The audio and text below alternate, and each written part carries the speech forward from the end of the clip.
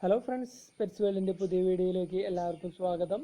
ഇന്ന് നമ്മൾ പറയാൻ പോകുന്നത് ലവ് ബേർഡ്സിൻ്റെ തീറ്റ ചെലവ് എങ്ങനെ കുറയ്ക്കാം എന്നതിനെ കുറിച്ചാണ്. നമ്മൾ തേന മാത്രം കൊടുത്ത് ലവ് ബേർഡ്സിനെ വളർത്തുകയാണെങ്കിൽ നമുക്ക് വളരെയേറെ നഷ്ടമായിരിക്കും വരുന്നത്. അതിനു പകരമായി ലവ് ബേർഡ്സ് കൂടുതൽ ഇഷ്ടപ്പെടുന്ന നാച്ചുറലായി കിട്ടുന്ന കുറച്ച് ഇലകളുണ്ട്. അത് കൂടി അതിൻ്റെ ഫുഡിൽ ആഡ് ചെയ്യുകയാണെങ്കിൽ നമുക്ക് വരുന്ന ചിലവ് കുറയും.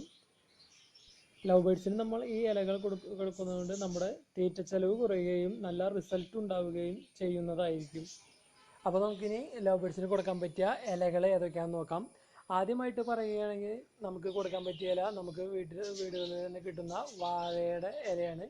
അതിൽ നല്ല തളിർത്ത ഇല ആവരുത്, ഏറ്റവും മൂത്ത ഇല ഇടത്തരം ഇലകൾ കൊടുക്കാവുന്നതാണ്. രണ്ടാമത് പറയാനുള്ളത് തുളസിയുടെ ഇലയാണ്.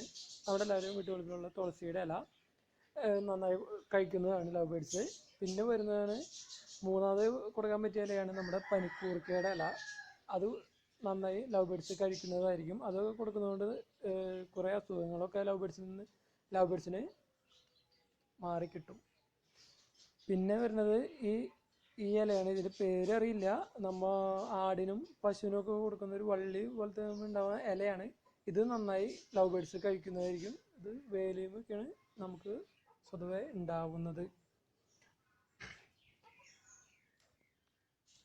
ലാസ്റ്റ് വരുന്ന ഇലയാണ് ഇതിൽ കാണുന്ന കൊഴുപ്പ എന്ന് പറയുന്ന ഇല.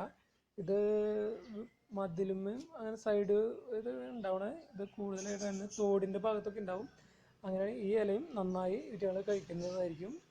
ഈ ഇലകളൊക്കെ ഓരോ ദിവസം ഓരോന്ന് വീതം മാറി മാറി കൊടുക്കുകയാണെങ്കിൽ നമുക്ക് തീറ്റ ചെലവ് ഭയങ്കരമായി കുറയുകയും നമ്മൾ ഫുഡിൽ നല്ല ചിലവ് വ്യത്യാസം വരികയും രുചികൾ നന്നായി കഴിക്കുകയും ചെയ്യുന്നതായിരിക്കും. ഇത് നമ്മൾ ഡെയിലി ഓരോ ദിവസം മാറി മാറി കൊടുത്താൽ മതി. ആണ് ഏറ്റവും നല്ലത് ഇതിന്. ഇപ്പോൾ ഞാൻ പറഞ്ഞ ഇലകളിൽ ഓരോ തരവും ഓരോ ദിവസം മാറി മാറി കൊടുക്കുക. അതായത് ഒരു ദിവസം പനിക്കൂർക്ക കൊടുക്കുകയാണെങ്കിൽ അടുത്ത ദിവസം തുളസി കൊടുക്കുക. അങ്ങനെ ഓരോ തരം ഇലകൾ മാറി മാറി കൊടുക്കുക. അപ്പോൾ നമ്മൾ കാശ് കൊടുത്ത് വാങ്ങുന്ന തീറ്റയുടെ ചിലവ് കുറയും. നമുക്ക് ഇങ്ങനത്തെ നാച്ചുറലായി കിട്ടുന്ന ഇലകൾ നമുക്ക് കിളികൾക്ക് കൊടുക്കാൻ കഴിയും. അതേപോലെ നമുക്ക് ലവ് ബേർഡ്സ് വളർത്തുന്നതിൽ തീറ്റ ചെലവ് കുറയ്ക്കാം. അപ്പോൾ പിന്നെ അതിൽ അധികം നഷ്ടം നമുക്ക് വരില്ല. എന്നാലും നല്ലൊരു ഏണിങ്സ് ഇങ്ങനെ കൊടുക്കുന്നതിന് ഉണ്ടാകാൻ പറ്റും നമുക്ക്.